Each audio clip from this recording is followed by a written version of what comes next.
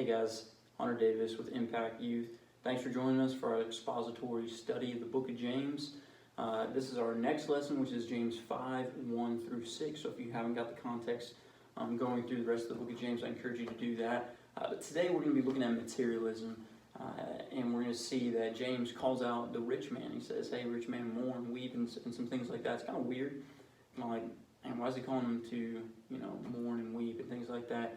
And we're going to see that the mindset of them was materialistic. They put things above God, or material possessions above spiritual possessions. And we do that a lot too. And so we're going to look at this today. We're going to hopefully make some applications on James 1, 5 through 6. Thanks for joining us. Remember, subscribe if you want to keep on getting these expository studies through the book of James. Thanks. Have a good one. We are talking about materialism, as was noted by Gallon and Scott. So let's go ahead and start reading. And then they already prayed, so we'll just go right into it. Okay, James chapter 5, we'll start in verse 1. It says, Come now, you rich, weep and howl for your miseries, which are coming upon you. Your riches have rotted your garments and have become moth-eaten. Your gold and your silver have rusted, and their rust will be witness against you, and they will consume your flesh like fire. It is in the last days that you have stored up your treasure. Behold, the pay of the laborers who mowed your fields and which have been withheld by you cries out against you. And the outcry of those who did this harvesting has reached the ears of the Lord of the Sabbath. You have lived in luxury on the earth and have led a life of wanton pleasure.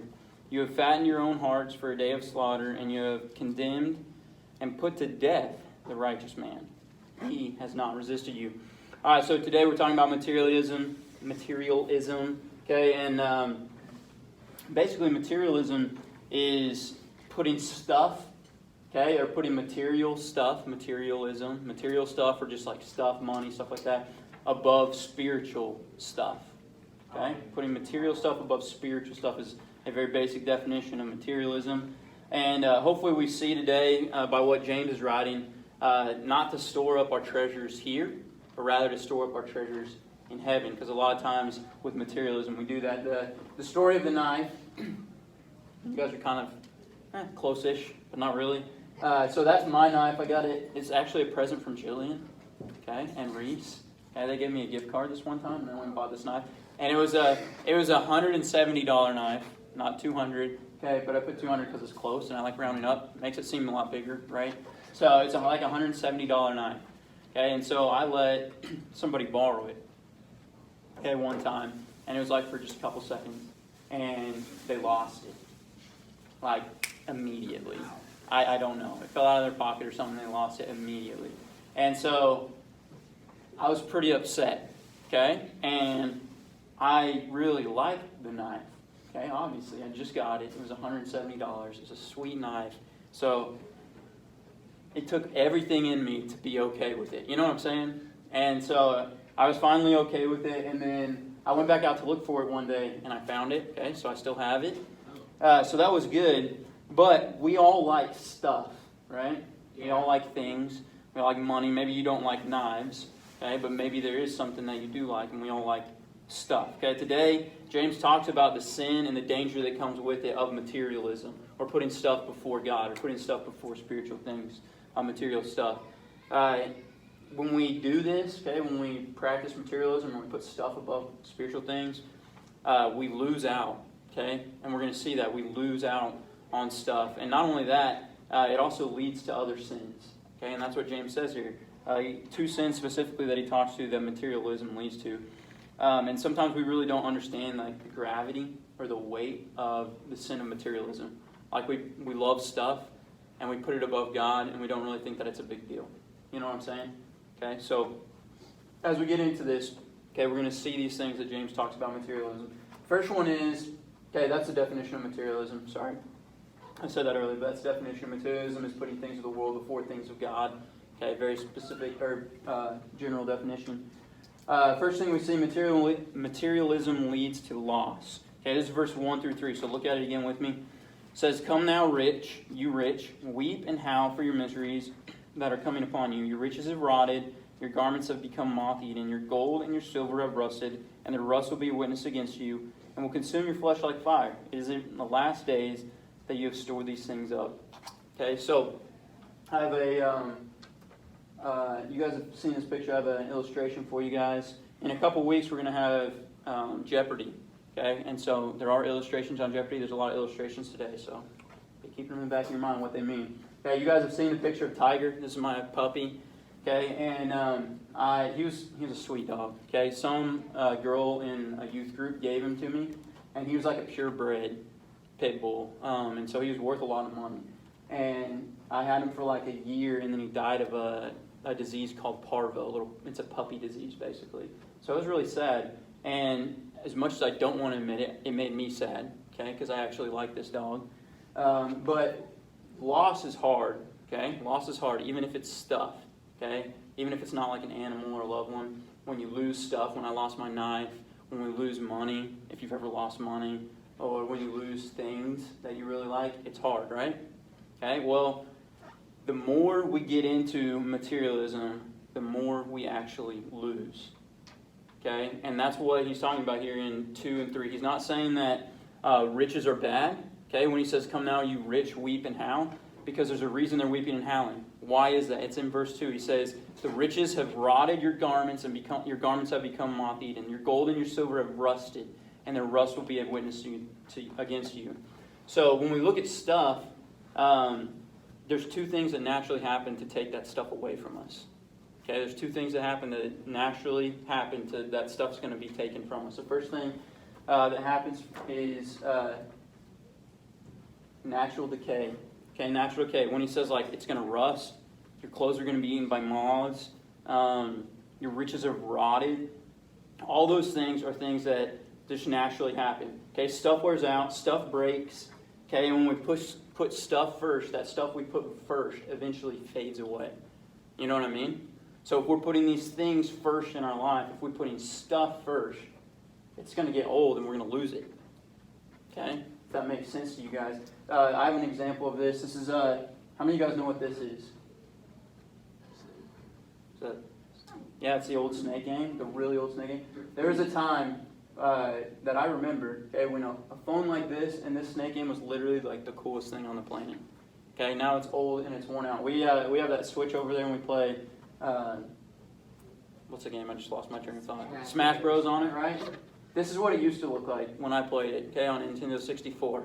Okay, but it's not even worth playing anymore. The controllers barely even work, right? Because stuff wears out, it gets outdated, it gets old, it fades away.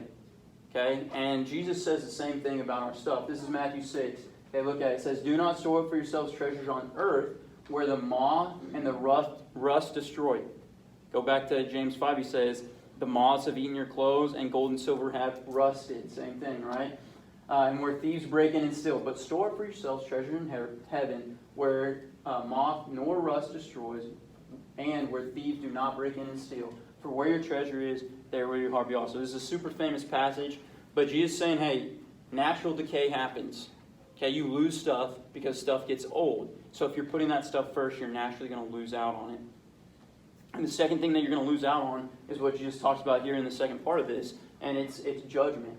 Okay, so natural decay is the first thing, and then judgment or rewards, if you want to put it that way. If you look at the end of verse 3 in James chapter 5, okay, he says, and it will consume your flesh like fire. It is in the last days that you have stored up your treasure. Okay, it is in the last days you store your treasure. So natural decay, obviously, we lose stuff for that, but we also lose because in the end, what's going to happen to everything? Just gonna end it. Yeah, it's all going to burn up. Okay, Peter talks about this in 2 Peter 3:11 and 12. He says the whole world's going to burn before we get the new heaven and the new earth. It died. And then in Zechariah, if you guys want to do some more studying, let me look at the verse real quick. Zechariah, I think it's 2:14, but you guys can look it up. And in Zechariah, he talks about the end days and how all the people who are attacking Jerusalem are, all their stuff is going to be piled up. Okay? They're going to have all this stuff because they're going to be attacking, and all this stuff's going to get piled up in this big pile, and the earth's going to burn, and so all this stuff is going to go away. Right? The things of the world don't last, and you guys all know this, right? So I'm not telling you anything new, but a lot of times we get in our minds this materialistic attitude of putting stuff before people or putting stuff before God. Okay, like for example, if somebody breaks something that you have, it's really easy to get mad at them, right? What are you doing there? You're putting stuff before people, right? Okay, you're putting stuff before people, and ultimately when you do that, you put stuff before God. Right? So you're putting stuff before people and stuff before God. Okay, naturally, our stuff, we lose our stuff. Okay? And stuff gets broken, it wears out, and in the end, it all burns up. And then also, back to the verse in Matthew, you lose out on rewards. If you're storing up earthly things, are you storing up heavenly things? Usually not, right? That doesn't mean we can't have money. This morning, JB will talk about it. There's 2 wealthy men who were saved and who were buried Jesus and stuff. Like, it wasn't wrong that they're wealthy. But if our focus and our goal is to store up earthly things, then our focus and our goal is naturally not to store up heavenly things. Does that make sense? Okay, so we want that to be our goal so that way we don't lose out on our stuff. Okay, because do heavenly treasures fade away? Yes. No. Wait. Heavenly treasures don't fade away, right? And so that's why if we store up those, we're not going to lose out. Okay, the second one. What would the treasure be? What would it be? It'd be heavenly rewards. So if you do like in Matthew chapter 6, let me turn there real quick. In Matthew chapter 6, Jesus says, hey, if you pray in secret to your Father with the right heart attitude, is what he's saying. If you pray that way, your Father's going to reward you for that. Okay, we don't know the specifics of what every reward is, but I know there's at least, 7 crowns that are rewards, and there's some other stuff like that. But let's see. Talk about giving in Matthew 6, verse 6. It says, or 6 verse 5, sorry. When you pray, you are not to be like the hypocrites, for they love to stand and pray in the synagogues on the street corners so that they may be seen by men. Truly I say to you, they have already received their reward in full. That's an earthly reward, right? They've received the praise of mankind. That's an earthly reward. Will that reward last? No, it will not. Okay, in verse 4, it talks about rewarding for giving. The verse right before that says, so that your giving will be will be in secret, and your Father who sees it, what you've done in secret, will reward you. So God's going to reward you for something there, and those rewards last. Okay, so second thing, materialism leads to cheating. Okay, if we put stuff first, okay, it's ultimately going to lead to cheating. Look at verse 4.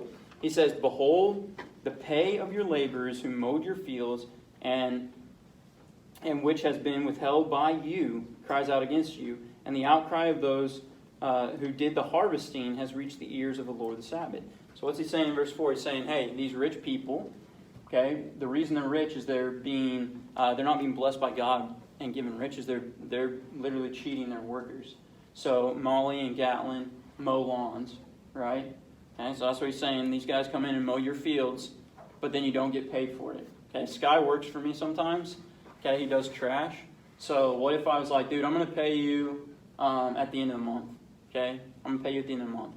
And he does trash for a month, and I'm like, dude, I just don't have the money to pay you. Sorry. That's cheating him, right? That's cheating him, right? I mean, that's how these guys were getting rich. Okay, that's how these men were getting rich, is they were cheating other people. And really, when we put stuff, when we put our grades or our things or our money or our time, our popularity, any of these things above God, then why would we not cheat? Right? Because God's the one who says not to cheat. So if we put the stuff above God, we're going to cheat. Right? And that shows a little bit more of the gravity of this sin. And ultimately, we're going to see even more heavy stuff as we go on. But this can be anything. I mean, it can be cheating on your taxes. Okay, you guys don't do taxes, but a lot of people cheat on their taxes. Okay, that's putting money above God. Okay, and for you guys, your homework, right? You ever put your grades above God by cheating so that you get the grade you want? Okay, maybe. So in this example, these bad men, they put money specifically above God because they weren't paying their workers. But the question for us is, what stuff do we love? What stuff do we put before God? Okay? I have a list of things. The first one was cheating in school. Do we love grades more than God? Do we not give to people in need because we love money more than God? Yeah, that's a good one. Do we tend not to pay well for something because we love money? Okay, you guys probably aren't paying very many people, but me and Haley have... every now and then I'll drop off some money in those little donation things just because I like seeing the money go in. Yeah, that's good. Like, So I guess if you think about it, I just kind of like giving. yeah, that's good. Like if you think about it, it's also fun to see it go in. You have to admit, those things are kind of fun. Yeah, that's good. So, like, you guys aren't paying people right now very often, but like me and Haley pay babysitters sometimes, right? Okay, and so like if we have a babysitter over and we're like, oh, we're gonna try and not pay them as much as we can. Like we're putting stuff above people, right? Putting money above people and money above God. Okay, so do you tend to not pay something? I mean, I don't know. Like even as an older brother, sometimes my brother would help. I didn't mow lawns too. Okay, and shoveled snow was another thing I did. And if my brother helped me, I was tempted, very hardcore, tempted to like try and not pay him very much. You know what I mean? So do we pay them? Do we come up front and be like, hey, this is how much I'm going to pay you. Is that good with you? You know, that's a good way to do it. Hey, this is how much I'm going to pay you. You know, is that all right with you? So do we tend to not pay? Do we tend to gain stuff at the expense of other people? Okay, that's a good one. Do we try and gain things or money at the expense or at the cost of other people? Do you guys try to gain popularity at the expense of someone else? Like making fun of someone makes you more popular sometimes, 100%. Okay? At least it did back in the day.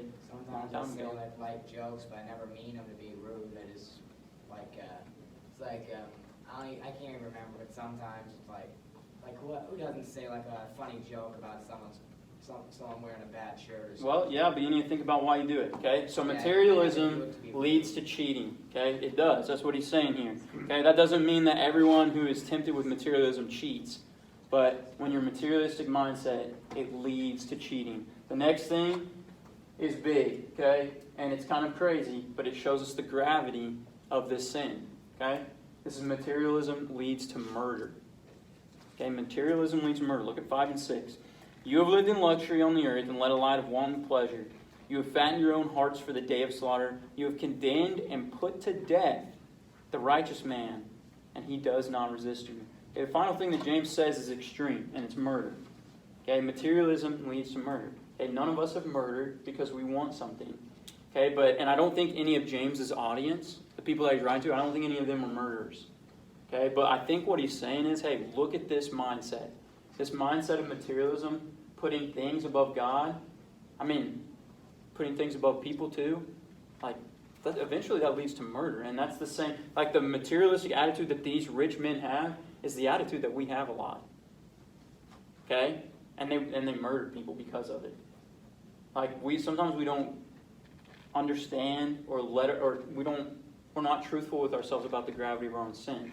And materialism is, putting stuff above God and people, that's a big sin. Okay? All of them are big sins. Right? So there's this guy, when we talk about killing for money, anybody know what kind of gun that is? That's a Thompson M1921 Chicago typewriter. Or for short, Tommy gun, right? So there's this guy named Buster from Chicago.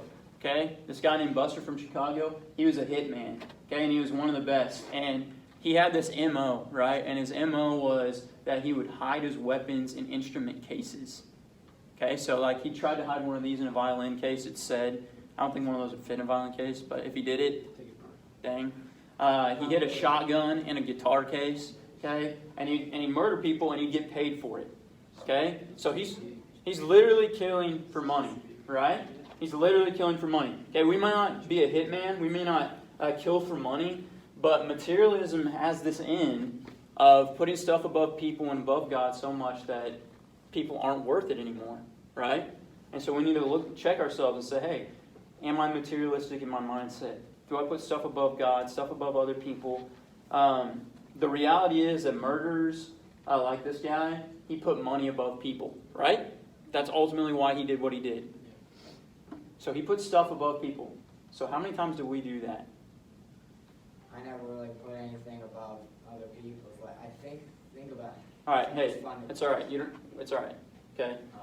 Think, I just thought this was one of the things where you ask and we're supposed to respond. no, don't respond, because think about it. We all put stuff above people, whether you think you do or not. You do, and so you need to think about, where do I do that? How do I do that? How can I do better at it? Okay, I do. I put stuff above people. I put my own rest above my family sometimes.